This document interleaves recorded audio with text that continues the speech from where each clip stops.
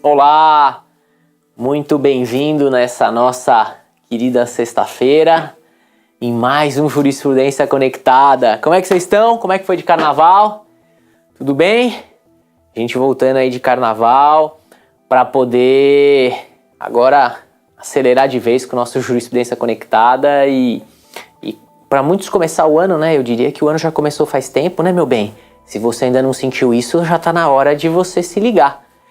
A gente tá para começar um novo curso de atualização e aperfeiçoamento em registro de imóveis aqui na Uniregistral, na Registradores, um curso bem bacana. A gente mudou completamente os temas, estamos trazendo temas novos, temas que estão aí pipocando. Vamos falar de muita coisa legal. Aumentamos significativamente o número dos professores para contar com uma oxigenação importante na abordagem dos temas. Muito, muito legal. Acho que aquele que trabalha com registro de imóveis, aquele que quer trabalhar com registro de imóveis, aquele que entende que registros públicos faz parte na sua vida. Não, porque se você entende que não, errado tá você, né? Então assim, tudo agrega. A gente está com um curso que vai agregar muito na prática, no concurso, na teoria. Então entrem lá na Uniregistral, acompanhem esse curso que vai começar agora em março. Já estamos pensando em 8 de março, né? 8 de março começa o curso. 8 de março começa o curso. E já começamos com o Corregedor-Geral da Justiça, né? Dr. Manuel Pedra Calças, um corregedor que é extremamente preparado, técnico, que me deu aí a honra de poder trabalhar com ele no período que eu tinha ainda de convocação. Então, eu tive essa oportunidade de trabalhar na equipe dele, no período da gestão aí de 2016, 2017. E ele vai abrir o nosso curso. E já que eu estou aproveitando para, enquanto vocês vão se acertando aí, vão sentando e tal, eu já vou fazer 2 pedidos iniciais. Já começo pedindo, né? Eu começo pedindo, mas no final a gente vai ter o sorteio do livro. Hoje eu vou sortear um livro de atualização que eu fiz aqui a respeito das noções gerais de registros públicos para concurso. Então hoje a gente vai sortear o livro depois do encerramento da nossa mini aula, né? E Alberto, o que você tem para falar? Vou falar, primeira coisa, vamos compartilhar. Vamos botar esse nosso momento e vamos compartilhar todo mundo e vamos fazer essa aula bombar, hein?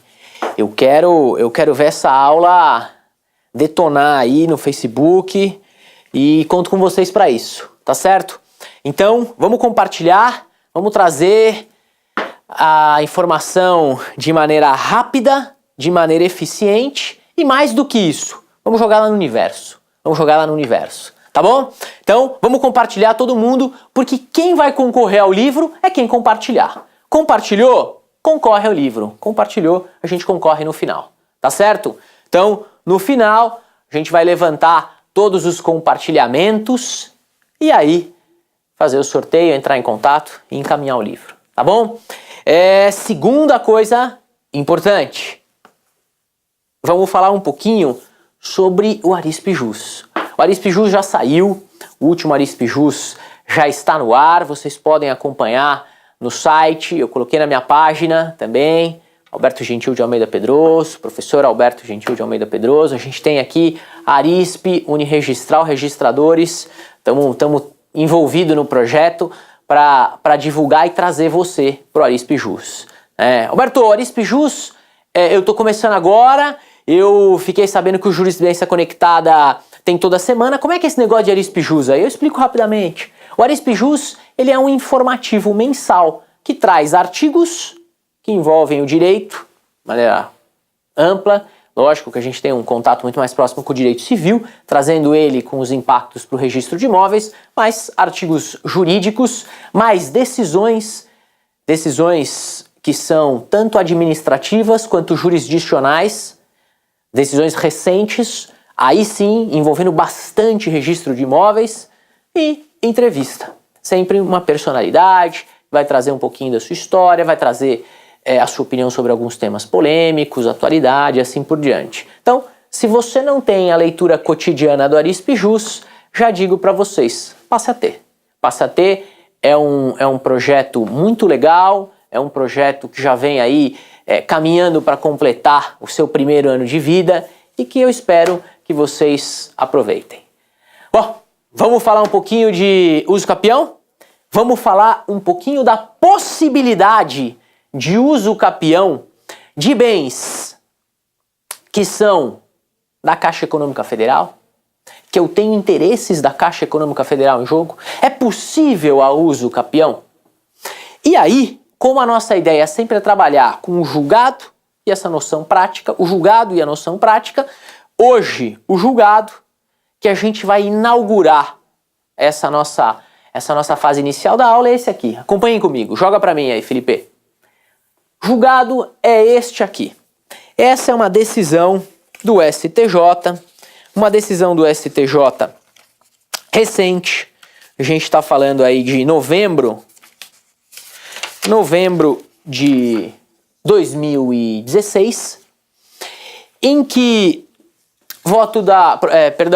recurso especial de relatoria da ministra Nancy Andrighi, e que contou com a seguinte ementa: Direito Civil, recurso especial, ação de uso capião. Imóvel da Caixa Econômica Federal vinculado ao sistema financeiro da habitação. Imprescritibilidade, preenchimento dos requisitos legais, exame de fatos e provas, dissídio jurisprudencial não comprovado. O que é que foi decidido? O que é que entendeu o STJ numa reiteração de posicionamentos? O que é que entendeu o STJ a respeito do tema? E o que é que vem entendendo? Porque entendam, a posição que eu vou trazer do STJ é uma posição muito simpática e, já adianto, majoritária na jurisprudência dos tribunais regionais federais. Ok? Acompanhem comigo, por gentileza, no próximo slide, os argumentos para que se chegue à conclusão, na visão do STJ e de diversos julgados dos tribunais regionais federais, quanto à impossibilidade de aquisição originária por uso capião de bens que de alguma forma juridicamente encontram-se atrelados à Caixa Econômica Federal. O primeiro argumento que traz o julgado e trabalha o julgado, e lógico que eu vou fazer um contraponto sempre crítico para a gente poder ter uma visão um pouquinho mais ampla. O argumento do artigo 98 e sua interpretação doutrinária. E aí nós temos o seguinte: são bens públicos aqueles pertencentes às pessoas jurídicas de direito público interno e particulares, por exclusão, todos os demais. Isso é o que dispõe o Código Civil em seu artigo 98. Mas a jurisprudência amparada na doutrina, acompanhem comigo no próximo slide, vai um pouquinho além do que nós temos no artigo 98, eu diria que vai bem além. Pois, a despeito da literalidade, e aqui eu estou trazendo partes do voto da ministra Nancy Andrighi. A despeito da literalidade do dispositivo legal, a doutrina especializada atenta à destinação dada aos bens, considera também bens públicos aquele cujo titular é pessoa jurídica de direito privado, prestadora de serviço público, quando o bem estiver vinculado à prestação deste serviço público. Então, peraí. Então nós já temos aqui uma ampliação da noção de bem público. E por que essa noção de bem público é tão relevante, Alberto? Porque vocês vão lembrar do artigo 183 da Constituição Federal, 191 da Constituição Federal, quando estivermos falando, se tivermos a oportunidade de dar uma olhadinha, 183, uso capião especial urbano, 191, uso capião especial rural. Nós temos em ambos os dispositivos a expressa previsão constitucional de impossibilidade de uso capião de bens públicos. E a pergunta que fica é, bom, então estes bens públicos, eles são aqueles do artigo 98, porque estão intimamente relacionados com o ente público, e mais, os bens que são de pessoas jurídicas de direito privado, de um regime de direito privado, mas são considerados públicos em razão da prestação de serviço público. Atrelada a essa atividade pública legal, já entendi, Alberto, isso tá fácil. Perfeito. Então, este argumento, e ele é somado aqui, me valendo do voto da ministra, a ele aqui eu acabo somando, então, algumas questões de interpretação, ou melhor, alguns julgados na linha de interpretação de ampliação dessa noção de bem público. E é aí que pauta o STJ nesta tese de impossibilidade de julgamento. Ou melhor, de reconhecimento de prescrição aquisitiva deste bem atrelado à Caixa Econômica Federal. Meus caros, olha o que a ministra coloca no desdobro deste raciocínio. Ela diz o seguinte, na linha desta interpretação de ampliação do conceito de bem público, o plenário do Supremo Tribunal Federal, no julgamento do recurso 225.011, Minas Gerais, estendeu às empresas brasileiras de correio e telégrafos os privilégios conferidos à Fazenda Pública, dentre eles o da impenhorabilidade de seus bens, rendas e serviços. Na ocasião, consignou o eminente relator que não se aplicam às empresas públicas, às sociedades de economia mista e outras entidades estatais ou paraestatais que explorem serviço público a restrição contida no artigo 173, parágrafo 1º da Constituição. Isto é, a submissão ao regime jurídico próprio das empresas privadas. Julgado de 2000, no recurso extraordinário 225.011. E diz mais, olha como o STJ entende que nós temos essa ampliação de bem público, que não só abarca a empresa do Correio, mas também a Infraero. E cita aqui um julgado da segunda turma do STJ, a ministra, também do ano de 2000, dizendo, no julgamento do recurso envolvendo a Infraero, decidiu que os bens da empresa pública afetados a uma finalidade não podem ser utilizados senão dentro das regras de direito público. E caminha um pouco mais. Utilizando-se a Caixa Econômica Federal e pautado no Decreto-Lei 759 de 69, que autorizou sua instituição, estabelece como uma de suas finalidades, olha que interessante, uma de suas finalidades a de operar no setor habitacional como sociedade de crédito imobiliário e principal agente do Banco Nacional de Habitação, com o objetivo de facilitar, de fomentar e promover a aquisição de sua casa própria, especialmente pelas classes de menor renda da população.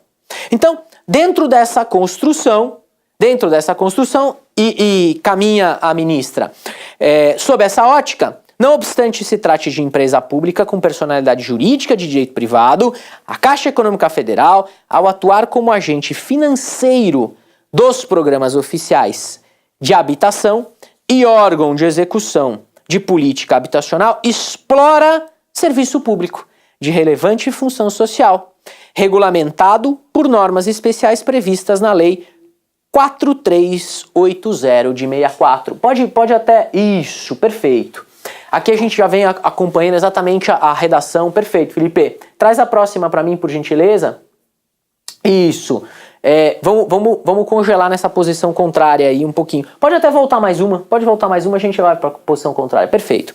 Então, assim, dentro dessa construção, é exatamente dentro dessa construção de que a Caixa Econômica Federal, ao potencializar a aquisição de bens, ou melhor, de bem imóvel pela população mais necessitada e de fomento, então, do mercado imobiliário, na atuação no sistema financeiro da habitação, que nós teríamos essa aproximação nós teríamos então este contato e, portanto, este contato elástico de Caixa Econômica Federal e os bens que ela fomenta com empréstimos e financiamentos e garantias a possibilidade da aquisição da casa própria como elementos bastante suficientes para o reconhecimento da condição de bem público, nessa interpretação elástica do artigo 98,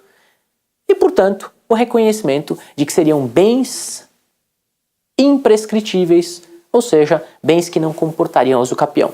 Muitas das vezes levando a um julgamento antecipado da lide por alguns magistrados, alguns colegas meus, a Justiça Federal, quanto à impossibilidade do reconhecimento da uso capião. Perfeito. Nós já entendemos isso, nós entendemos a construção que foi feita pelo STJ para se chegar a essa conclusão. Só que nós temos alguns problemas. Quais problemas? Eu trouxe um julgado, e agora sim, coloca para mim aqui, Felipe, por gentileza. Eu trouxe um julgado, uma decisão monocrática, importante em sentido contrário. E é desta decisão em sentido contrário que eu farei algumas ponderações argumentativas. Porque a ideia aqui não é trazer a verdade absoluta e sim fomentar o debate.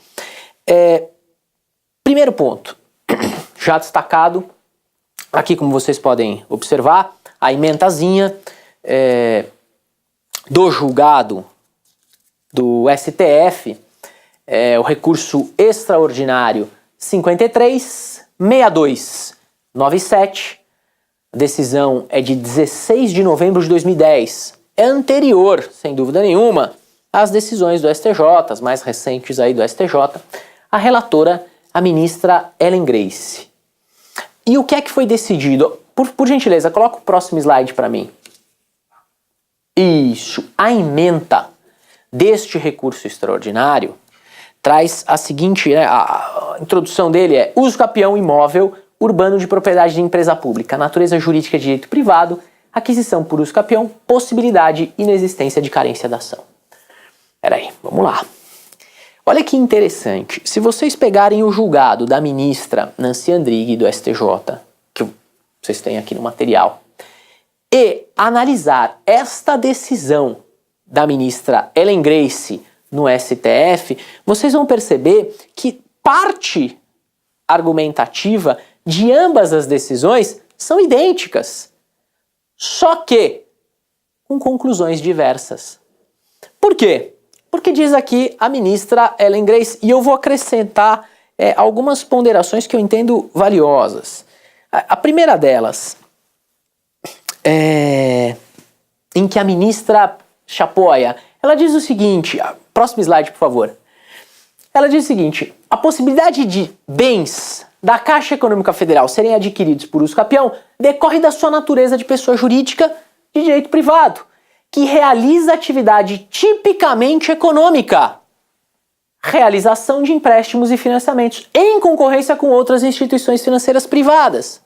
E diz o seguinte, olha, não há uma ampliação conceitual da ideia de bem público no tocante ao artigo 98, quando a Caixa Econômica Federal, com a ideia de fomentar, de potencializar negócios jurídicos de aquisição imobiliária, empresta e financia no mercado de consumo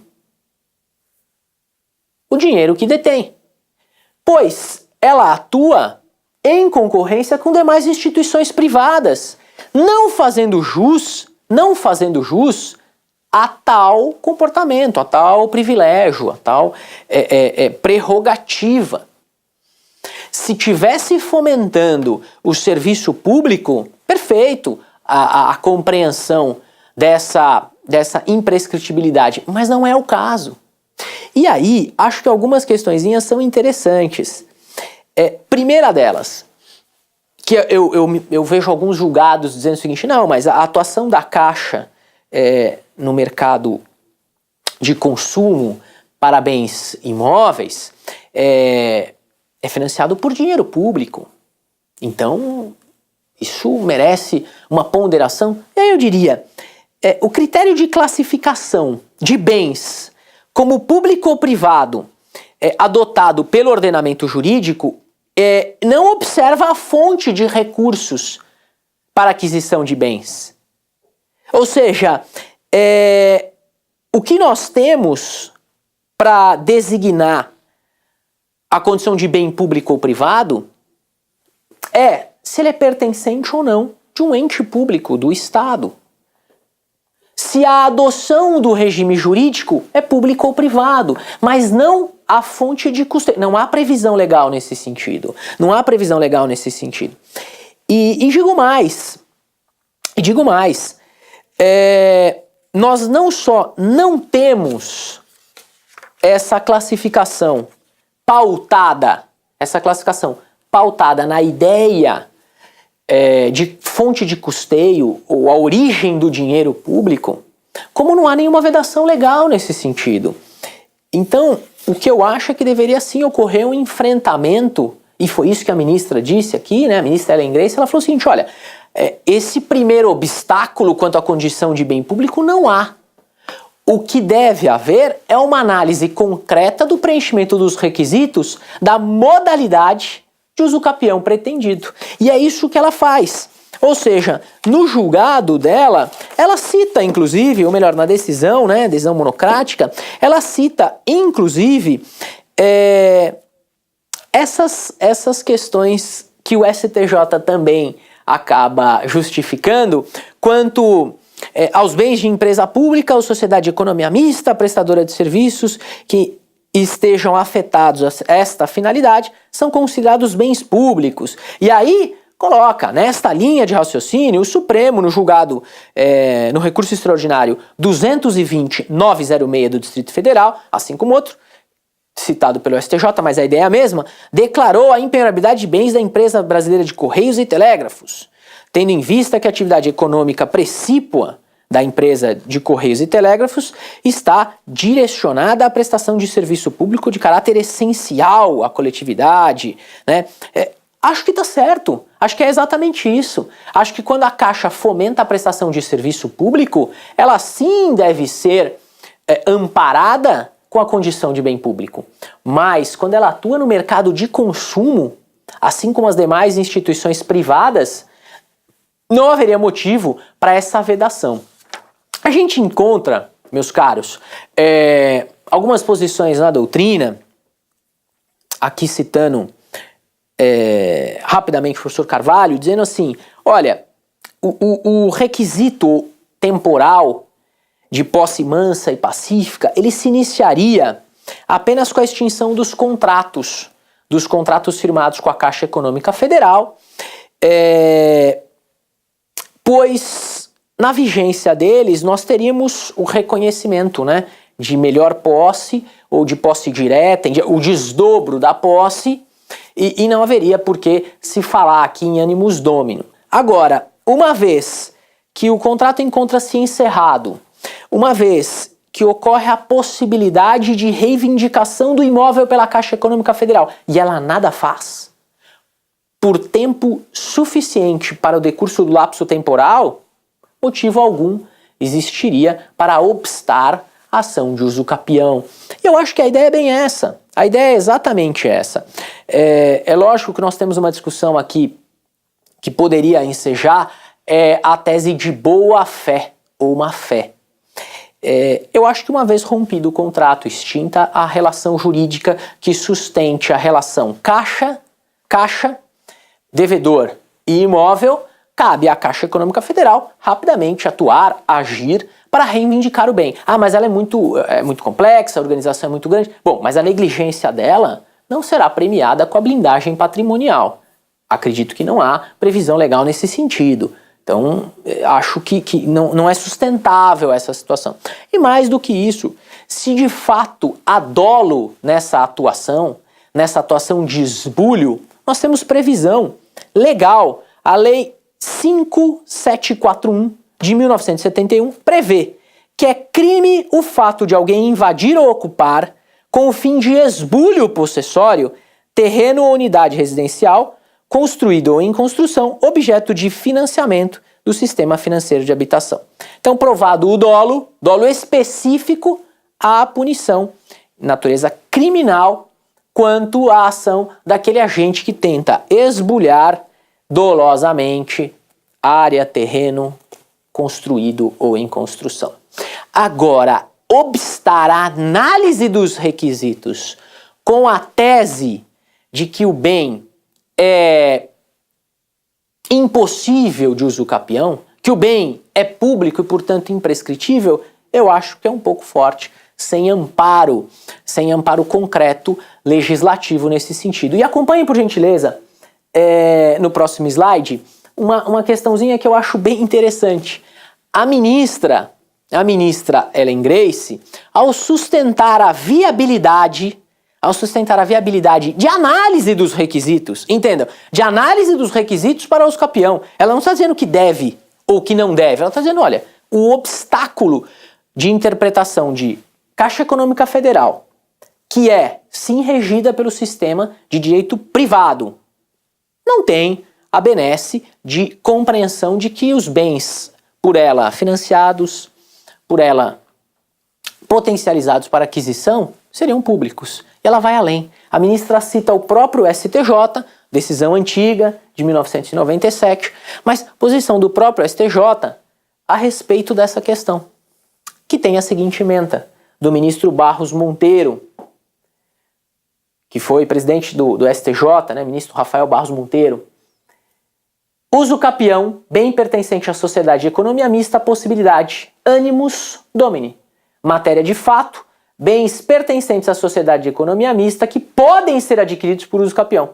Dissonância interpretativa insuscetível de configurar-se tocante ao animus domini dos usucapientes em face da situação peculiar de cada caso concreto. Aplicou-se aqui a súmula 7 para a súmula 7 do STJ, quanto a adentrar no STJ na situação fática, o que é, sem dúvida nenhuma, obstado e muito bem observado pelo ministro quanto à aplicação da súmula 7. Afinal, não cabe a revisão fática ao STJ, e sim a análise, e portanto, não só a análise legal, mas a uniformização jurisprudencial na melhor interpretação infraconstitucional, e não a análise fática. Mas o ministro aqui estabelece claramente, dizendo, olha, não há obstáculo legal algum para se analisar o preenchimento dos requisitos.